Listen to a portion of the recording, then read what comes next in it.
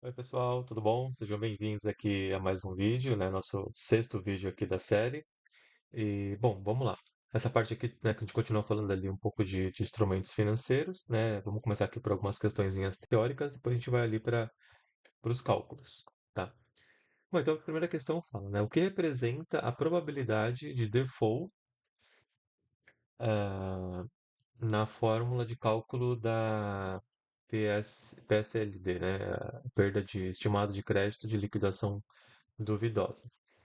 Então, ele quer saber o que representa, né, a probabilidade de default. Letra A, a porcentagem do valor que será recuperada. Não, né? Essa palavrinha default, né, quer dizer perda, né? Que é o que a gente, a probabilidade de perda, né? Perda. Do valor que será recuperado, não.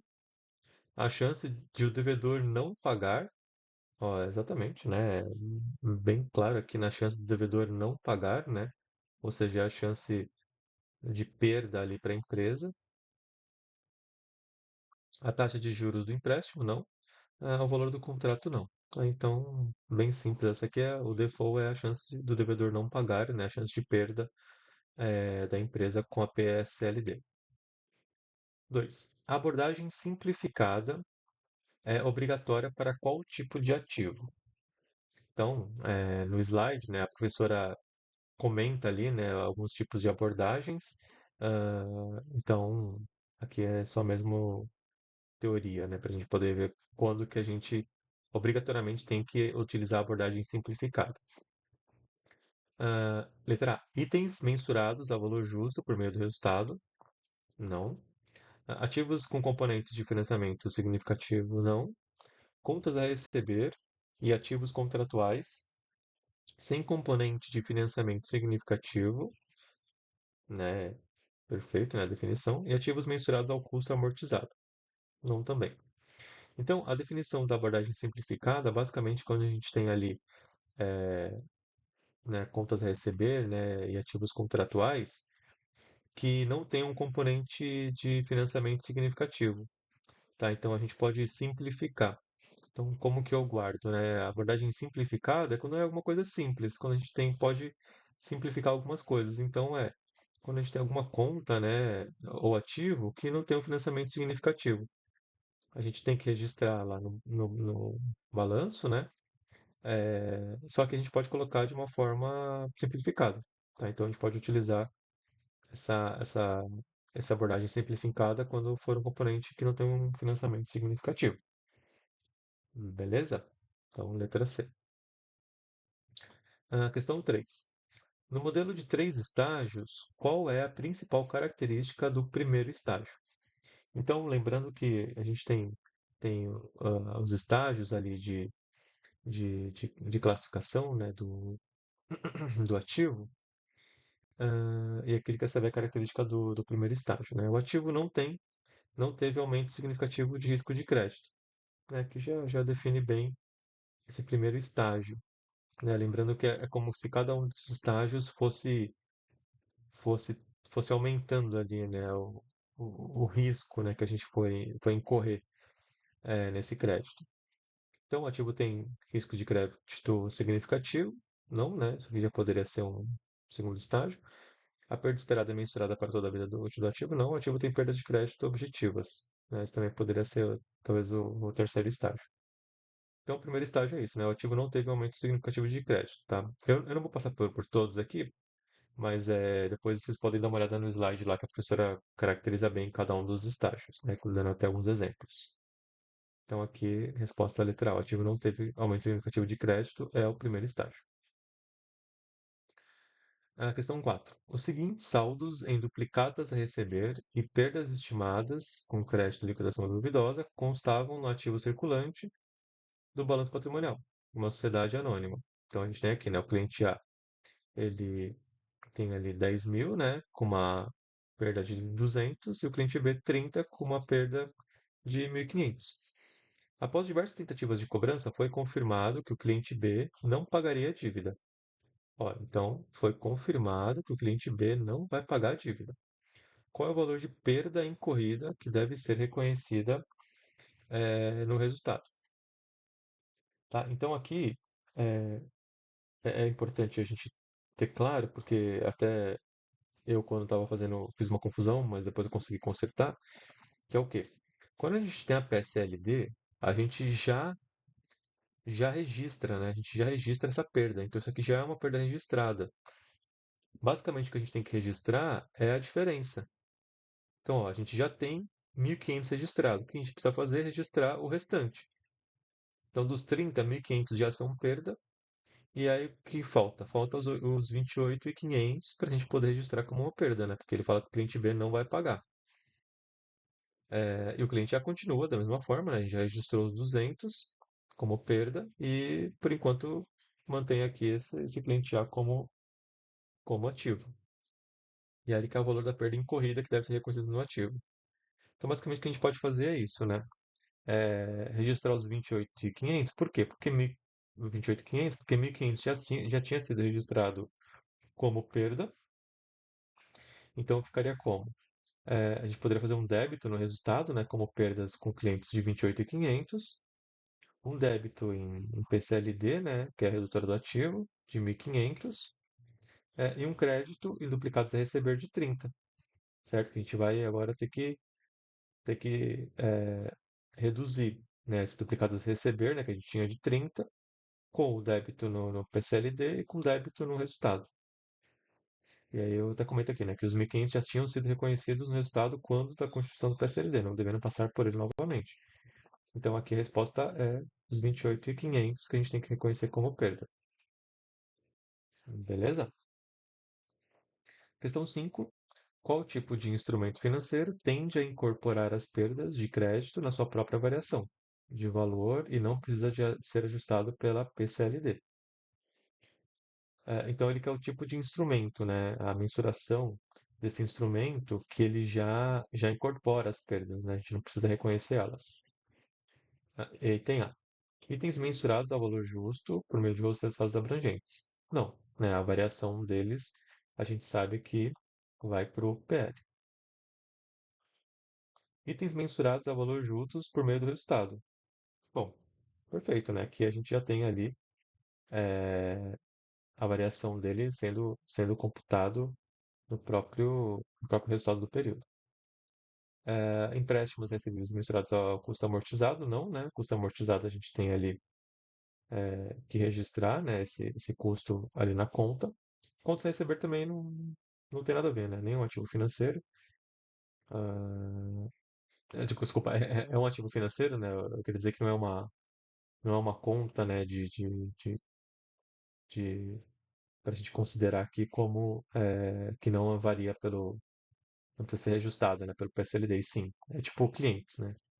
Clientes, se a gente tem ali uma perda esperada, a gente tem que contabilizar ela dentro dessa variação, tá?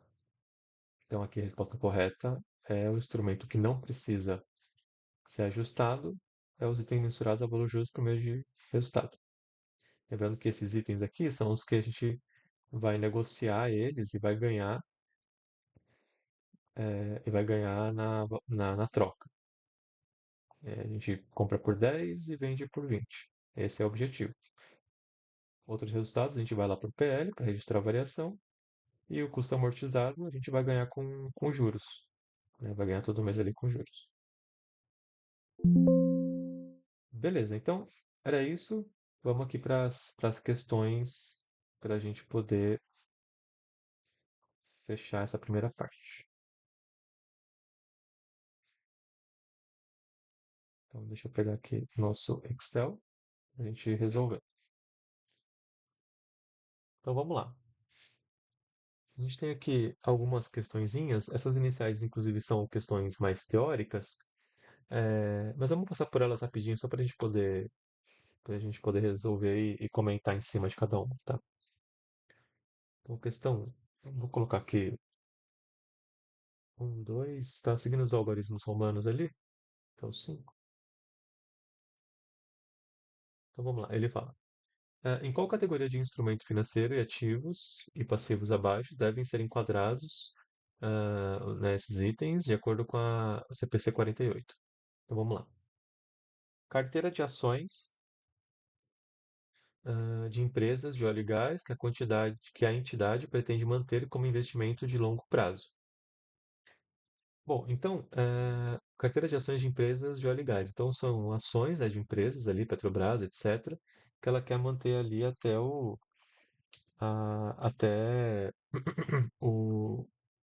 como investimento de longo prazo, né? Então, ela não quer negociar.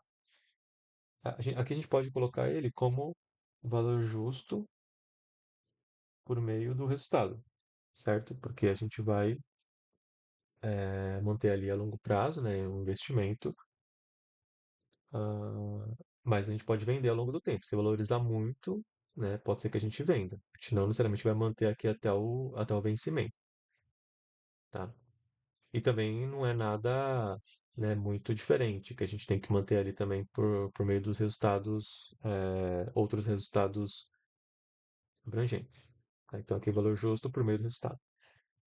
2. Carteira de ações de empresas de consumo cíclico que a empresa pretende negociar no curto prazo.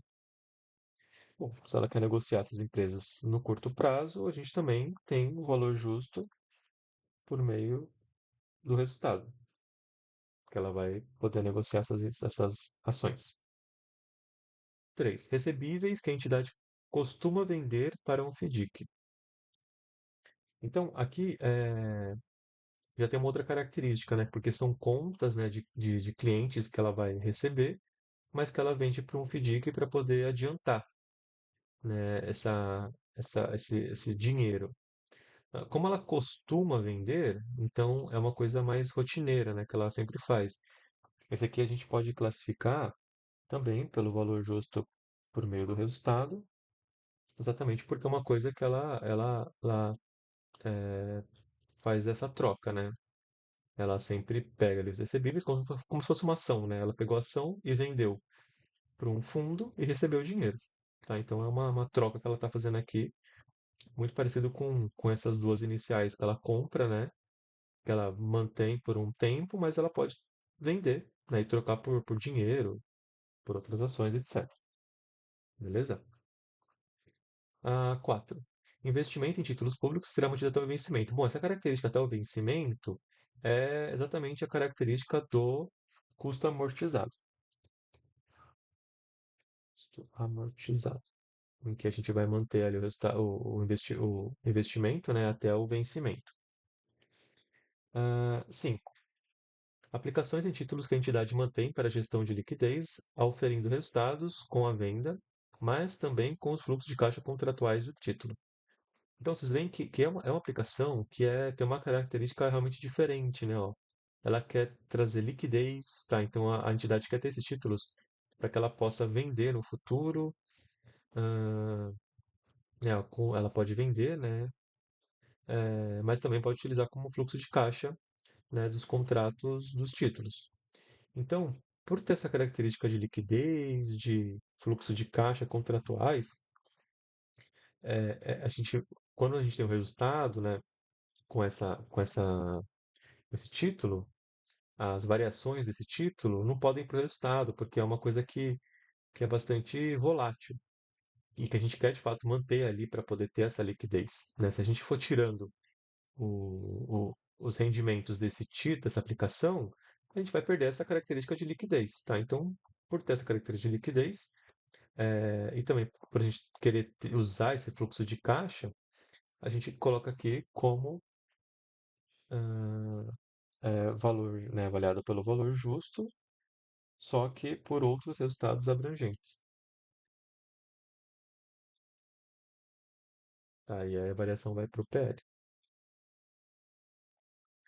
E o 6, né? O empréstimo tomado junto ao BNDES. Bom, característica de empréstimo é que ele tenha juros ali mensais, anuais, né, etc.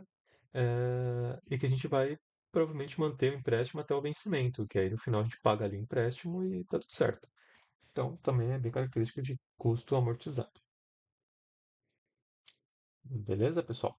Acho que dessa aqui, inicialmente é isso, tá? Acho que a principal característica é isso, né? Se a gente tem ações e podem ser negociadas, né, vendidas com uma valorização. Ou a gente faz uma troca, né, um trade ali de recebíveis com algum fundo, com alguma outra empresa, a gente pode colocar como valor justo por meio do resultado. Se é um investimento até o vencimento, custo amortizado, né, como empréstimo. E quando é alguma coisa mantida pela liquidez, ou então outras características como algum tipo de hedge, ah, também a gente coloca como valor justo por meio de outros resultados abrangentes, tá? Bom, mas é isso. Vamos para dois aqui.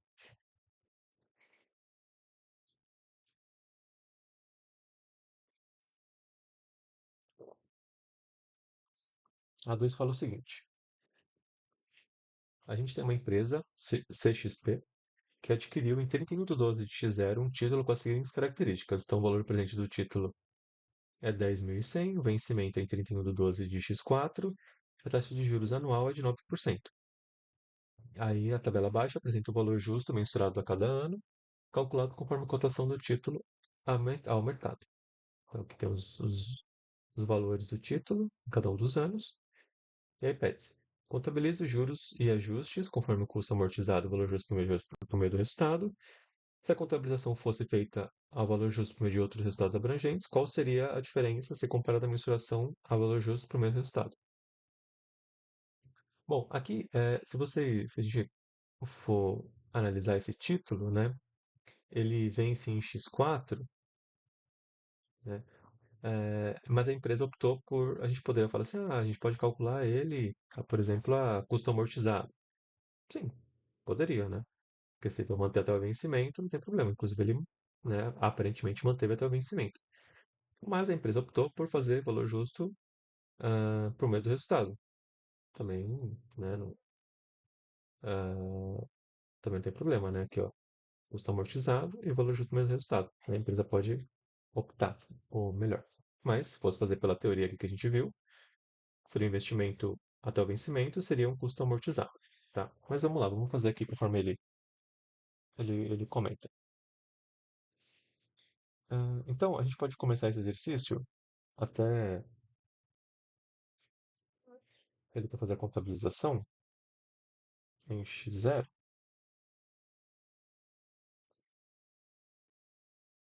em X0. Então, a gente pode fazer um débito no ativo circulante. Eu vou fazer no ativo não circulante, né? Porque vai passar o exercício melhor. De aplicação financeira no valor de 10.100.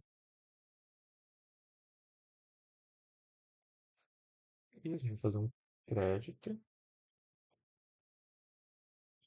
no ativo circulante, caixa, o mesmo valor. Tá, então, em X0, é isso que ele fez, né? Ele foi lá e comprou o título, 10.100, tirou do caixa e colocou a aplicação financeira.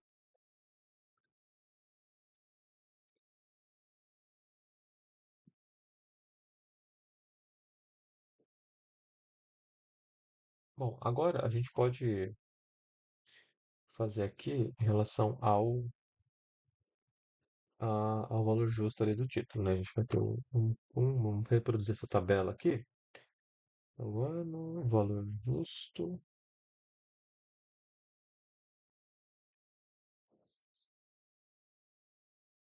Na verdade, vamos contabilizar o título ao longo do tempo, né? Na verdade.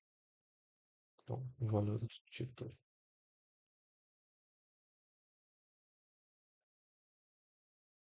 Deixa eu até adicionar aqui mais uma linha. E a gente coloca a variação dele. Taxa de juros de 9%. Então, o valor do título, valor presente.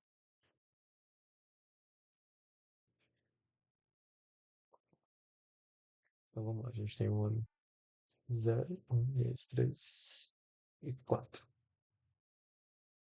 No ano 0, o título vale exatamente esse valor. E o valor presente é exatamente o valor do título nesse ano. Tá? É, no ano no ano um a gente vai ter o valor do título como um valor futuro, certo? O valor futuro vai ser a taxa desse título, ah, em um período, certo? No valor de 10.100.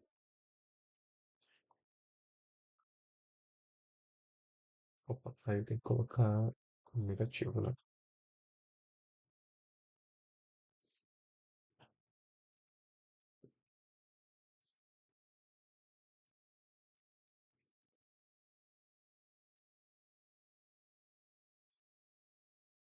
Na verdade, não tem pagamento, né? Então é o valor presente.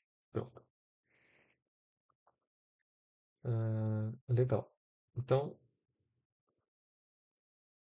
o valor presente seria esse, né? Que é o valor do título também. Bom, na verdade, eu acho que é até melhor eu fazer o seguinte, né? Eu vou colocar só o valor presente aqui.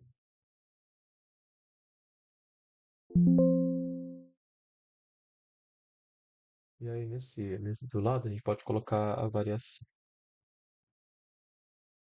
Então, aqui é zero. Esse aqui é esse menos esse.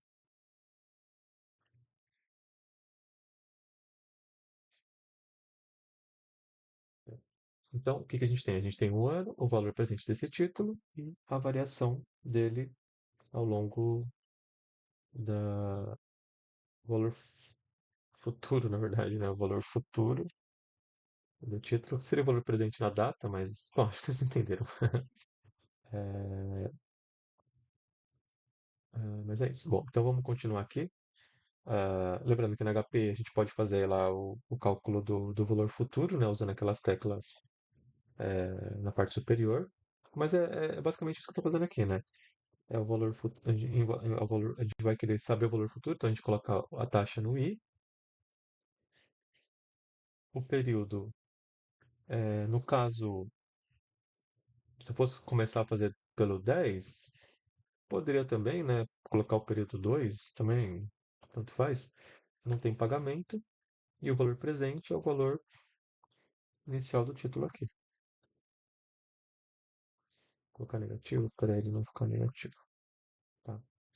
Então, né, esse seria o valor do título no futuro.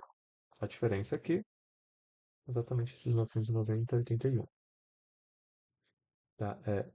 Só reforçando aqui, pessoal. Se fosse fazer na HP12C, a gente colocaria ali o N como 2, o VP seria menos 10.100 e o I 9. E aí ele traria esse valor de 11.999. E a diferença, você pode fazer a diferença do ano anterior em relação a esse, que é o quanto que valorizou esse título, tá? Então aqui é a mesma coisa, né? A gente pode fazer ali o valor futuro, que vai ser a taxa, os períodos, não tem pagamento, e o valor inicial vai ser esse 10.100. E a diferença. E o de baixo é a mesma coisa, né? A taxa, o número de períodos, o valor presente, e a gente quer saber aqui quanto que valorizou. Beleza, beleza. Então, a gente já tem aqui a valorização. É, esse aqui seriam os juros contabilizados desse ativo. Vamos fazer para o custo amortizado. Para o custo amortizado, a gente pode colocar como que seriam os débitos e os créditos, né? Porque seria bem simples. A gente teria débito no ativo não circulante, né? Aplicação financeira. E aí a gente já pode colocar aqui em relação aos anos, né? X1, X2, X3 e X4. A gente teria um crédito no resultado de receita de juros, né? Que vai ser no mesmo montante aqui da aplicação financeira. E essa aplicação financeira, a gente vai fazer um débito de acordo com a valorização dela. Então, ela valorizou ali em X1 909, em X2 990, em X3 1079 e em X4 1177. Tá? Então, esse aqui seriam os lançamentos a custo amortizado.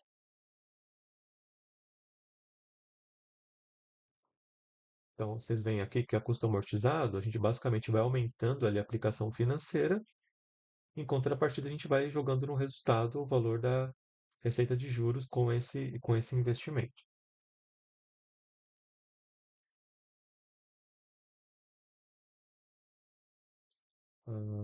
Beleza, acho que para custo amortizado é isso. Agora vamos fazer para valor justo.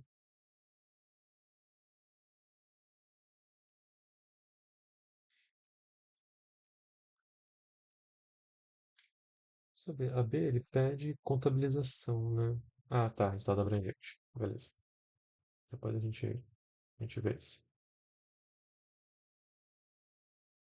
Tá, então o valor justo, a gente pode pegar aqui, né, bem parecido essa tabela.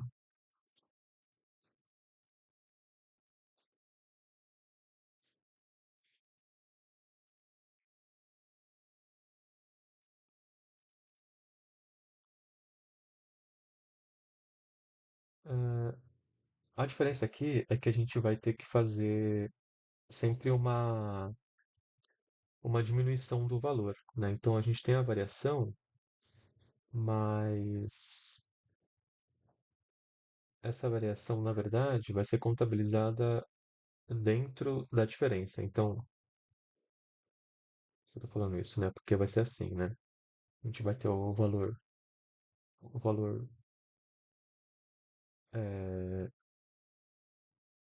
é, na verdade não vai dar pra aproveitar porque vai mudar muita coisa aqui, né? Deixa eu começar do zero, né? A gente vai ter ali o valor da curva, né? Que a gente vai contabilizar, vai ter os juros e vai ter o título a valor justo.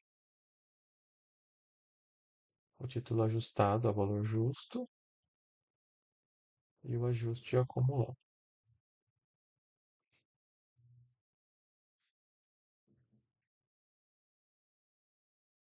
Beleza, então, o título começa ali com o valor de 10,100, né? Não tem juros, então o valor dele é os próprios 10,100 menos os juros. O valor justo dele é, bom, é ele mesmo, né? E o ajuste acumulado não tem, não tem nada. Tá, então, primeiro aqui, primeiro a gente tem que fazer, é, na verdade, o valor do título, né? Contabilizado com juros, então é o valor futuro dessa taxa nesse período, desse valor inicial, negativo. Então, a primeira coisa que a gente faz aqui é contabilizar ele no futuro. Deixa eu colocar aqui.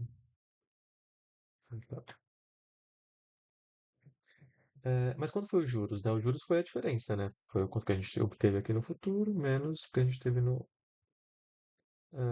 passado. E aí o valor dele vai ser quanto? Vai ser é, exatamente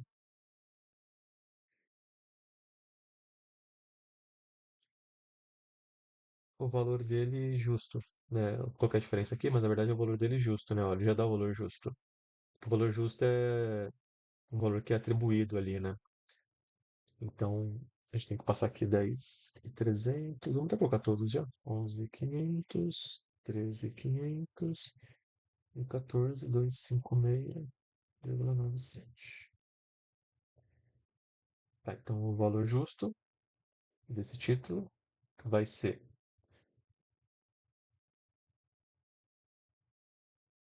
os 10 e 100 mais os juros desse título menos o valor justo dele. Então, é esse valor que a gente tem que ajustar ali no resultado. O acumulado vai ser ele mesmo. Mas o de cima aqui não tem nada.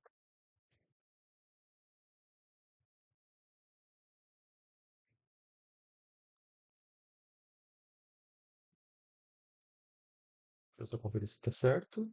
Então, a gente tem ali os 10 e 100 mais os juros menos os 10.300, que vai dar os 709.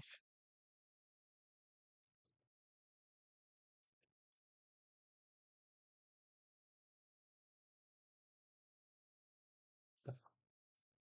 Aí o segundo aqui. O segundo, a gente vai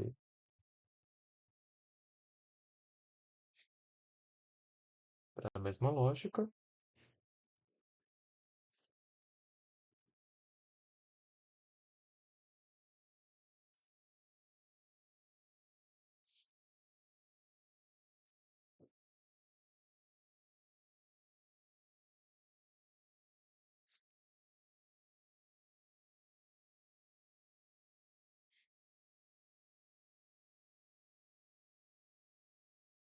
Na verdade, acho que eu posso até reaproveitar esses valores aqui, né? Tô vendo aqui, mas acho que eu posso reaproveitar eles. A professora foi arredondando os valores, mas vamos utilizar os valores aqui mesmo. A gente pode ir pegando sempre a diferença, né, dos dois. E aqui também a gente pode ir pegando ali os valores que a gente tem em relação ao anterior. Então vai ser os 11.009 menos mais os juros que a gente contabilizou aqui do período, menos o valor justo, que vai dar o ajuste que a gente vai precisar fazer. Mas aqui a gente também precisa tirar o ajuste que a gente já fez anteriormente, para a gente poder contabilizar. E lembrando, né? Como é um ajuste, na verdade é negativo. Tá? Então, se eu vou colocar aqui como é um ajuste, ele tem que ser negativo.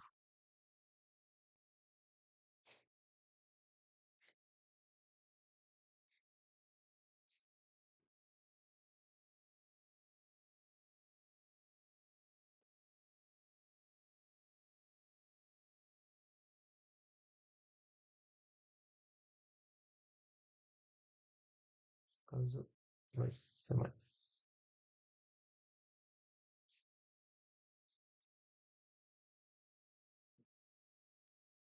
E aqui a gente faz a mesma conta. Tá, então, deixa eu só voltar aqui para ver se ficou um pouco, se ficou mais claro, né? Então, na curva, né, que é o valor futuro, vou colocar o valor futuro que eu acho que fica mais claro. Então, o valor futuro, a gente mantém a mesma coisa do valor futuro, a gente vai ver quanto que juros que gerou, né, em cada um dos anos. A gente vai ver quanto que é o valor desse título sem o valor justo, né? Vou colocar aqui o valor justo desse título. E a gente quer ver o quanto que diferença que tem desse valor desse título em relação ao que a gente conseguiu de juros. Então, ó, o valor inicial era 10.100, a gente vai ter um juros ali de 909, certo?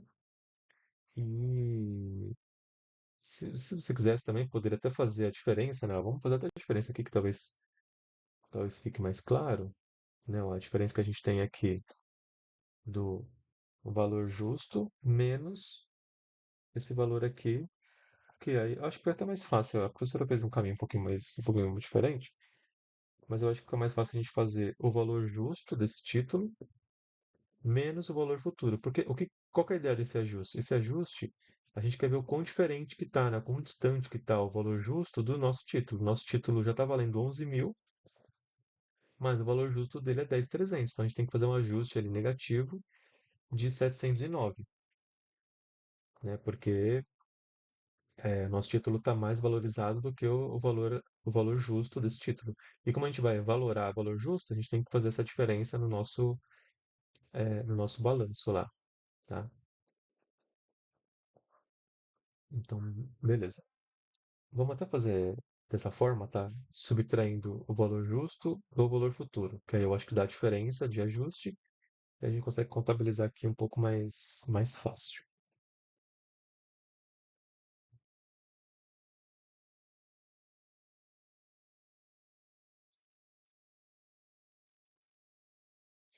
Aqui, aí a gente precisa sempre somar com o ajuste que a gente já fez, tá?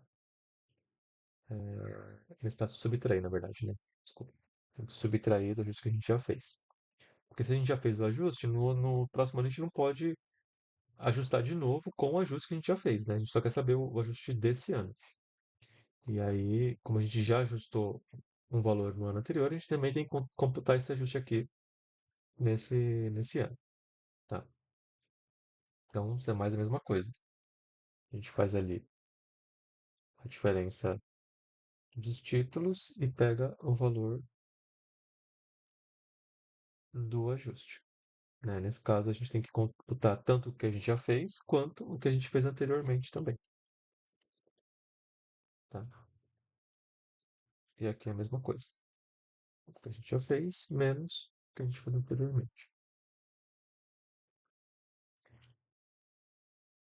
Então, vocês veem que dá zero aqui, por quê? Porque esse ajuste, né, que a gente vai fazendo é exatamente para a gente poder ver o quanto que no final ele foi acumulado.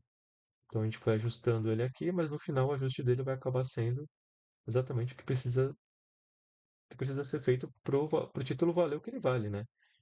Porque se ele foi vendido no final ele foi vendido pelo valor que ele realmente valia no futuro, que é o valor justo dele.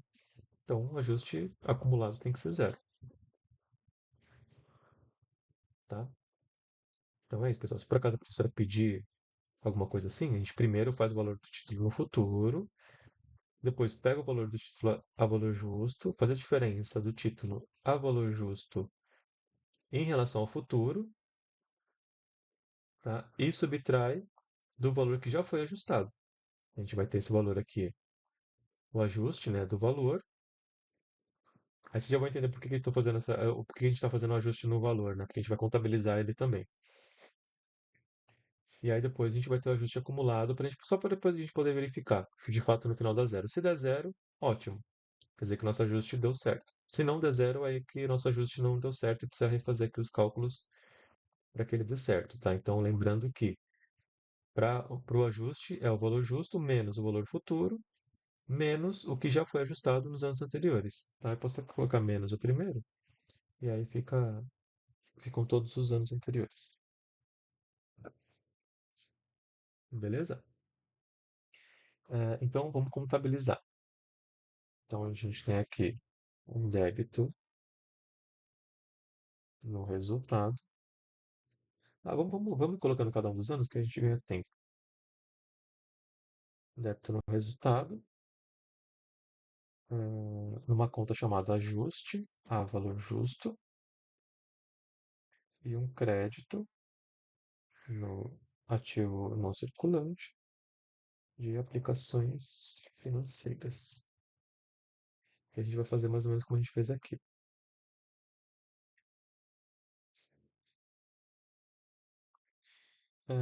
Bom, então como é que fica, né? No primeiro ano, o ajuste ao valor justo é quanto? Exatamente os 709, né? Que a gente tem que fazer ali. ah,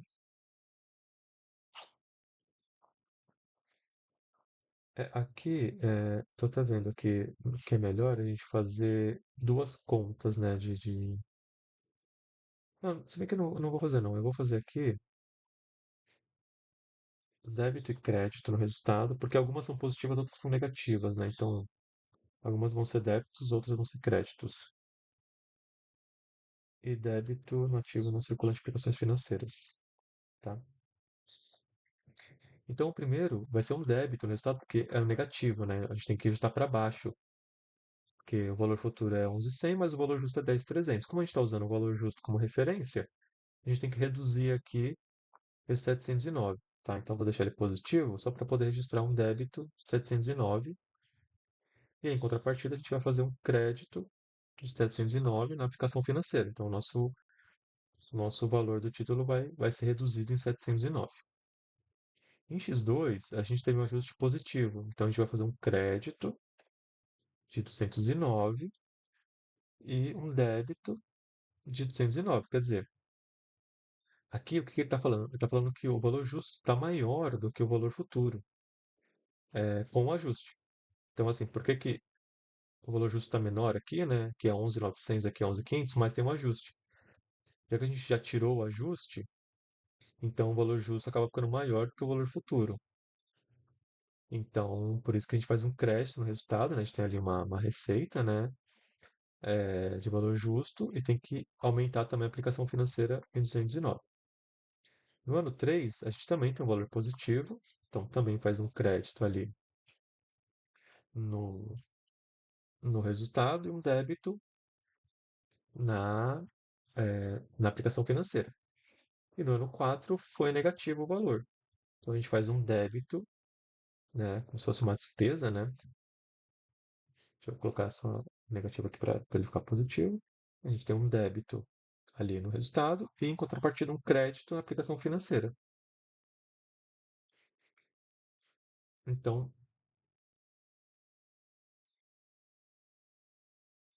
é, eu acho que é isso, tá? Então, a gente teria esses valores contabilizados a valor justo e esses ajustes, né, para poder ajustar o valor futuro do título com o valor justo que é contabilizado lá no balanço. Tá? Eu acho que de valor justo é isso. Tá? Eu sei que ficou um pouco confuso esse meio aqui, mas é porque a professora estava fazendo de um jeito, mas eu acho melhor fazer desse outro porque acho que fica mais fácil. Né? Lembrando, valor justo vai ser quando a gente contabilizar, pegar o valor justo, né, e tirar do valor futuro. E também tirar o ajuste que já foi feito.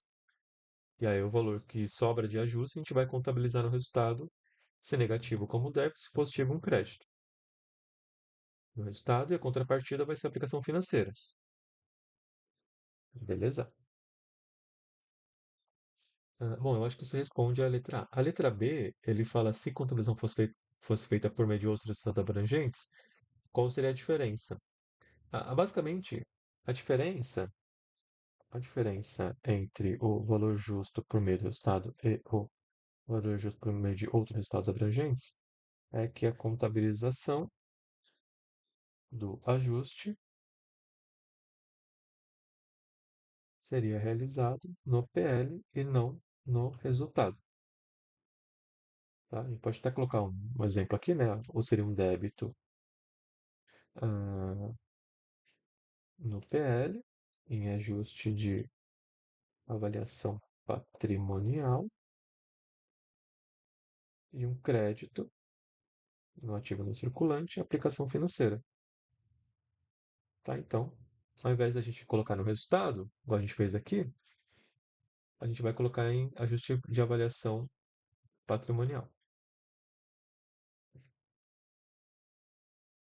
E aí segue a mesma lógica, né? Deixa eu só colocar aqui para baixo.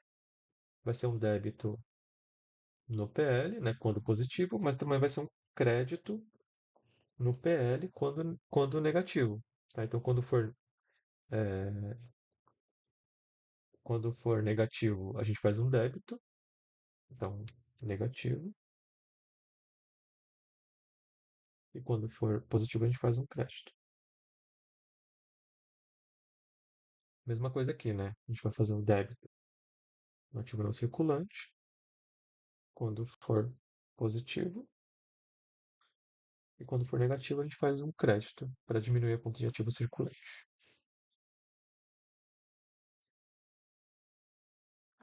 Deixa eu só colocar assim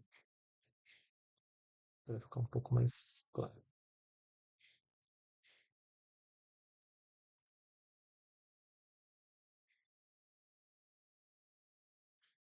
Beleza, pessoal? Acho que esse a gente mata aqui esse segundo exercício. Bom, então vamos pro 3. 3. O 3 fala o seguinte: a empresa Sapo possuía os seguintes saldos duplicados a receber e perdas estimadas com crédito e liquidação duvidosa em seu ativo circulante para cada cliente. Então aqui ele tem os clientes, tem as duplicadas a receber e as perdas estimadas. Após esgotadas diversas tentativas de cobrança sem sucesso, inclusive utilizando de meios judiciais, o departamento jurídico informou ao departamento contábil que havia evidências significativas e objetivas que o cliente B não pagaria a dívida de 40 mil. Então, assim, o cliente B já tinha sido lançado os 2.200 de perdas estimadas, mas ele não vai pagar os 40. Então, ele não vai pagar os 40 e aí já foi lançado os 2.200. Então, a diferença é o que a gente tem que lançar como perda, né?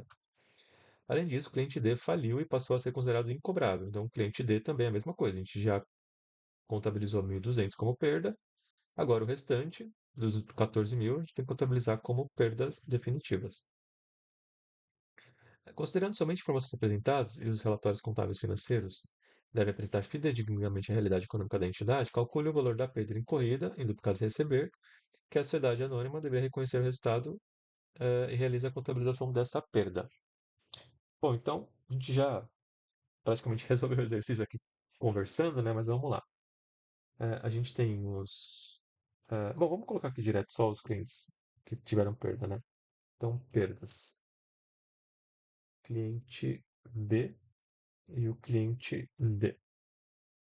Então, a gente tem ali o valor PCLD, então o valor contabilizado, o valor que deve ser contabilizado, né? O valor que deve ser contabilizado. Então, o valor era de 40 mil, só que ele já tinha contabilizado 2.200 e aqui era 14, mas ele já contabilizou 1.200. Então, basicamente, o que a gente tem que contabilizar é a diferença, né? É os 40 mais os 2.200, é que é a mesma coisa, né? Acho que eu falei 20, né? 37.800 que a gente tem que contabilizar como perda e os 12.800 também, porque ele já contabilizou esses valores aqui como perda, tá? Então, como que a gente contabilizaria, né?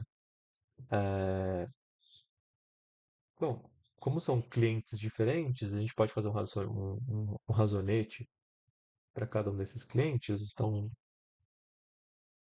a gente tem ali o cliente B, que vai ter ali, né, 40 mil de saldo. A gente vai ter que baixar esses 40 mil,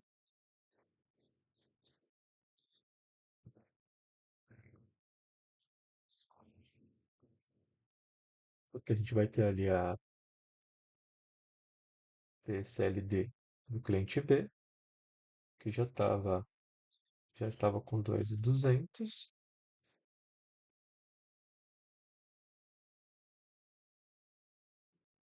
E a gente vai ter que baixar esses 2.200.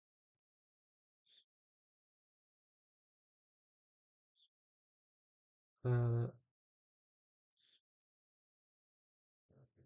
então aqui vai ficar com saldo zero, né? Mesma coisa para esse.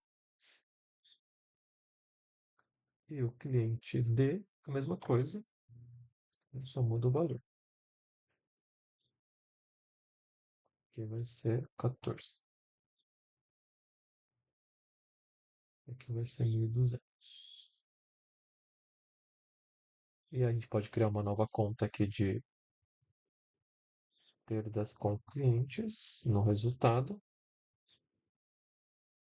em que vai ser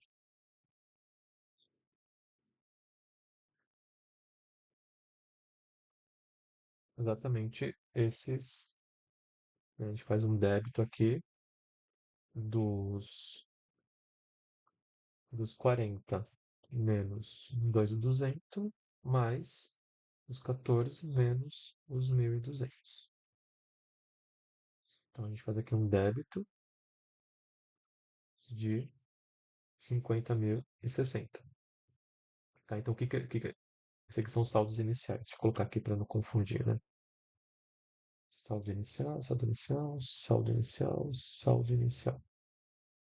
Então a gente basicamente contabilizou aqui essas perdas, né, de 40 mil.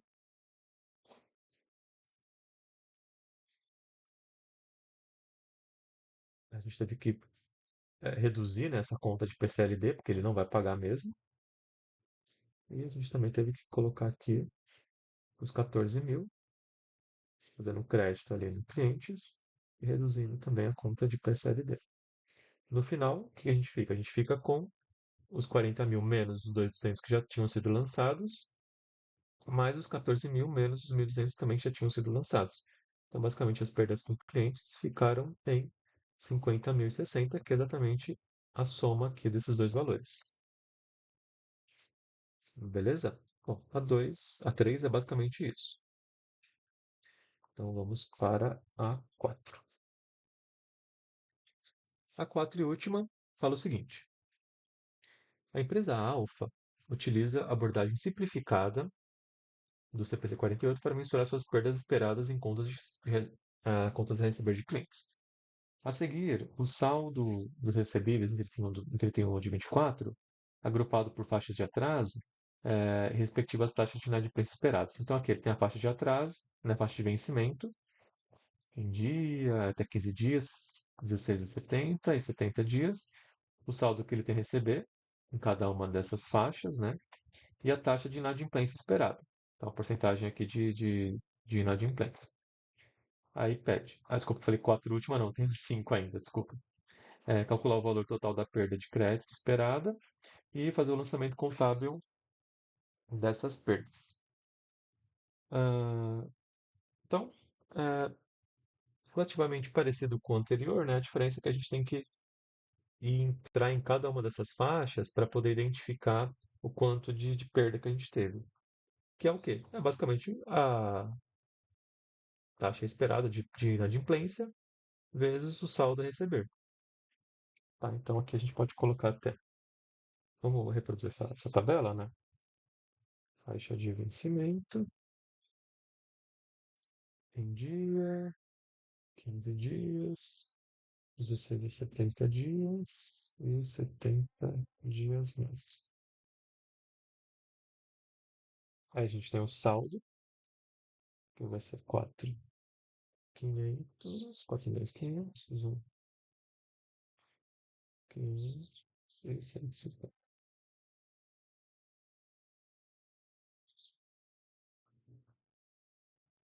E a gente tem a perda esperada, que vai ser de 0,5%, 3%, 8% e 25%. E aí a gente pode colocar aqui, né, o valor da perda, que vai ser basicamente uma multiplicação entre esses valores, tá? Bom, a gente pode estar por um total aqui, né, de perda, né, que basicamente vai ser a soma desses aqui. Então, o total de perda esperada é de 136 mil.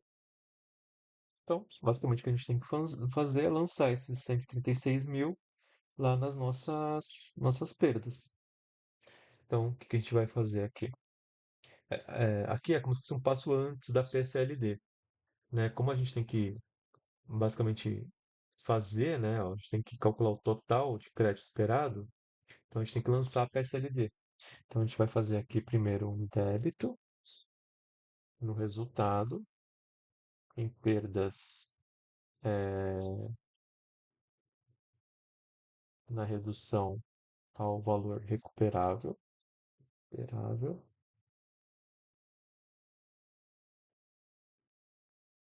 que vai ser os 136 mil.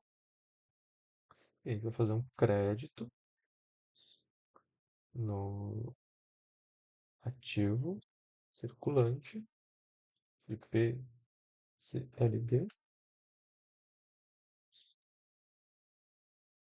do mesmo valor.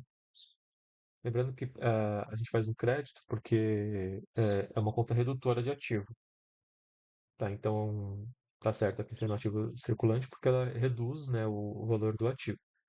A gente vai ter ali os saldos, mas também vai ter o valor da perda total, que aí vai dar de fato essa magnitude, né, de quanto que a gente de fato vai receber. E é isso. O 4 não tem muito segredo, pessoal. É basicamente isso. Beleza? Então vamos para o 5. Agora sim, o último.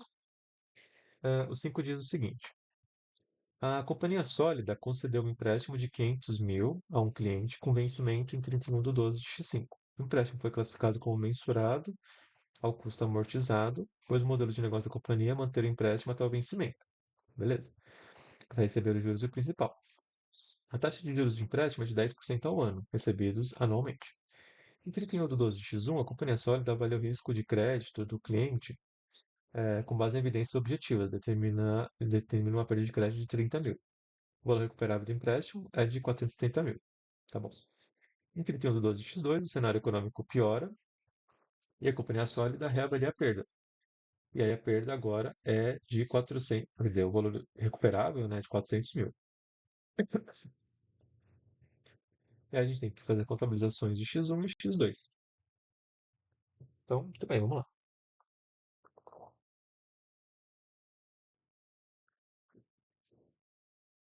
Em X1,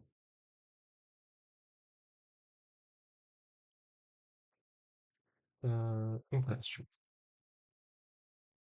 O empréstimo foi de 500 mil. Os juros foi de 10%. Então, os juros do empréstimo vai ser 50 mil. Beleza. A gente também tem a perda estimada,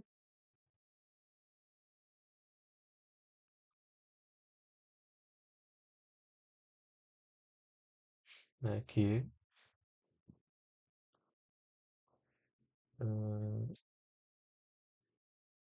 ah, desculpa, na verdade, a gente vai fazer o valor recuperável, né? O valor recuperável, ele determina que é 470 mil,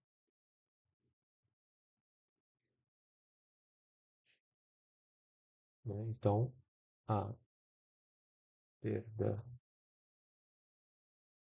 esperada vai ser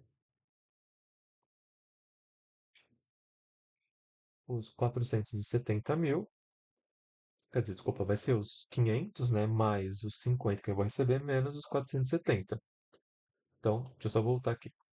A gente foi lá e emprestou 500 mil para um cliente, 10% ao ano. Então, passou um ano, a gente vai cobrar ali os juros de 50 mil. Beleza. Mas a gente viu que tem uma perda ali de crédito de 30. Então, a gente espera recuperar do empréstimo 470. Lá no final, ao invés de pagar 500, a empresa vai pagar 470. Então, o valor recuperável é 470. Qual que é a nossa perda esperada? A perda esperada, na verdade, não é só os 30 mil. Nossa perda esperada é o quanto que a gente emprestou, mais o quanto de juros rendeu, menos o quanto que a gente espera recuperar no final. Então, a perda esperada é de 80 mil. Tá? Vamos fazer os lançamentos, então. Então, a gente vai fazer um débito no ativo de empréstimos a receber, como se fosse um banco, né?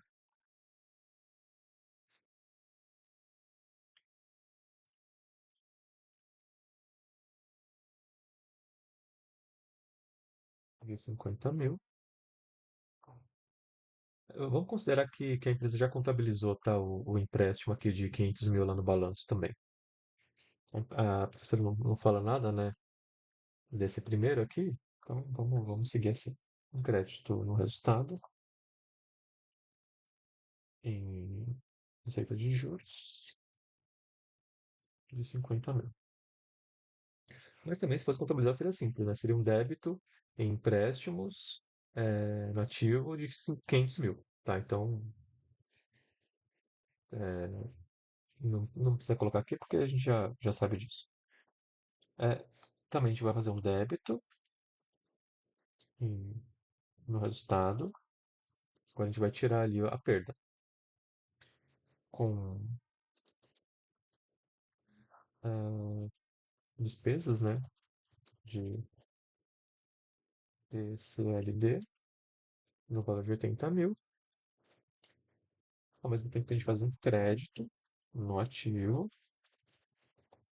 na conta de PCLD, de também mesmo valor. Então, o que a gente está fazendo aqui? A gente está basicamente contabilizando os juros que a gente recebeu, a receita de juros, né? E também contabilizando essa perda que a gente tem ali estimada de crédito com esse valor recuperado, tá? Beleza, em X1 é isso. Em X2.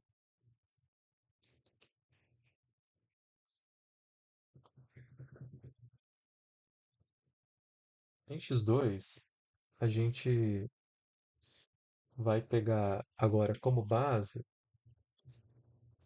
como se o empréstimo não fosse mais de 500, porque a, a lógica é o seguinte: a gente emprestou 500, mas chegou ali no final do ano, a gente viu que na verdade a gente só vai recuperar 470. Então vocês concordam que o novo valor que a gente emprestou é 470?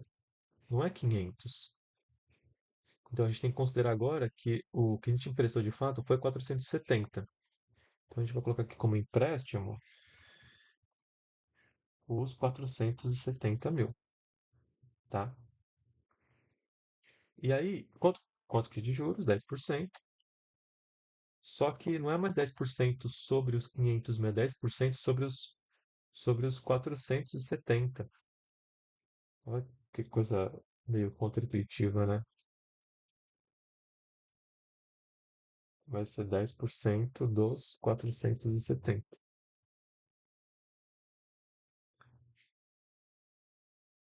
Por que isso? Porque se vocês notarem aqui na redução do PSLD, por que não é 30? Por que que é 5? Por que que é 80? Porque é os 30 que a gente tem ali, menos os 50 que a gente já recebeu. Ficou 50 que a gente recebeu, os 50 tanto faz, né? A gente não vai se preocupar com ele agora porque é parte dos juros, né? A gente vai se preocupar com o valor residual, né? O valor que a gente vai receber ali, tá? Então a gente pode. Ah, e tem também ali o valor recuperável, né? Ó, o valor recuperável agora é de 400. Então, o valor recuperável agora é 400 mil.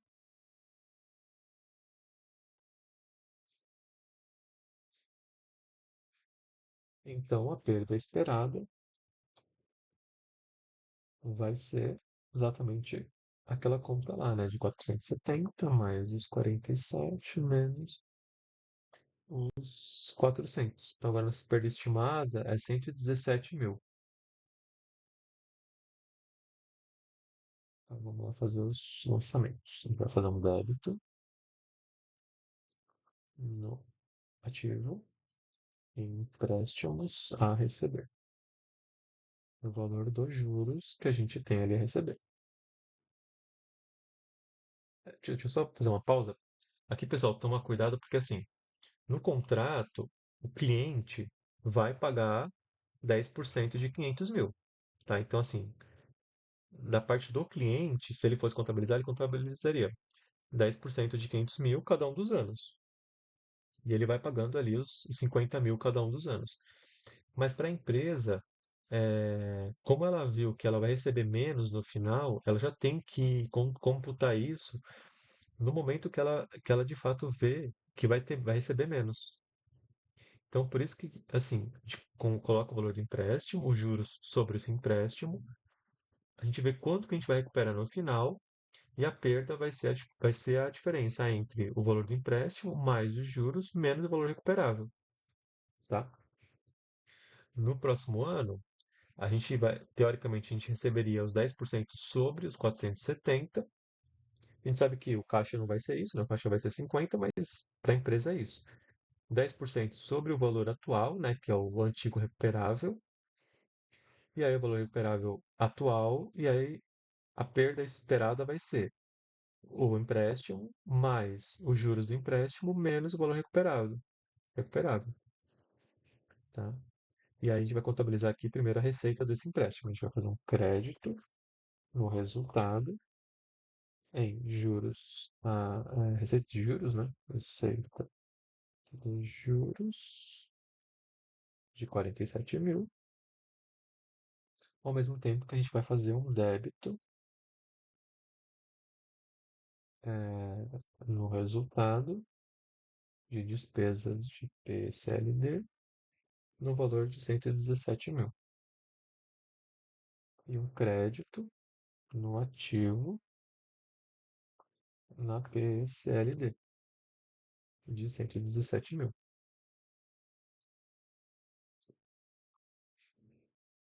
Né? Então, vejam aqui como a PCLD vai aumentando, né? Porque a gente vai recebendo cada vez menos.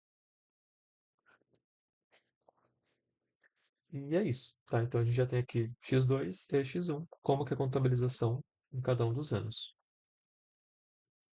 Tudo bem, pessoal? Tá? Eu sei que essa parte não é tão simples, tá? Porque é contra-intuitivo, ainda mais que a gente tá na parte do banco. Como se a gente fosse o banco dando empréstimo, né?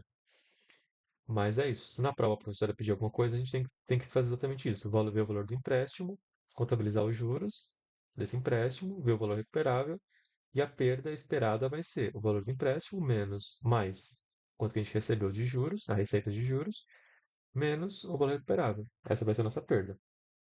No próximo ano, a gente começa pelo valor recuperável como se fosse o valor do empréstimo. Vê a receita de juros desse empréstimo, vê o valor recuperável e a perda vai ser o empréstimo mais a receita com esse empréstimo menos o valor recuperável. E aí, essa vai ser a perda esperada desse novo empréstimo. Se tivesse um X3, o X3 seria o empréstimo, seria o valor recuperável anterior, os 10%, e aí seria os 10% desses 400.000. A receita seria de 40.000, e aí teria um outro valor recuperável, e aí faria a mesma coisa aqui para ver a perda. Bom, acho que é isso, pessoal. Eu sei que ficou um pouquinho longo esse vídeo, mas espero que tenha ajudado vocês. Beleza? Valeu, pessoal. Um abraço, até mais.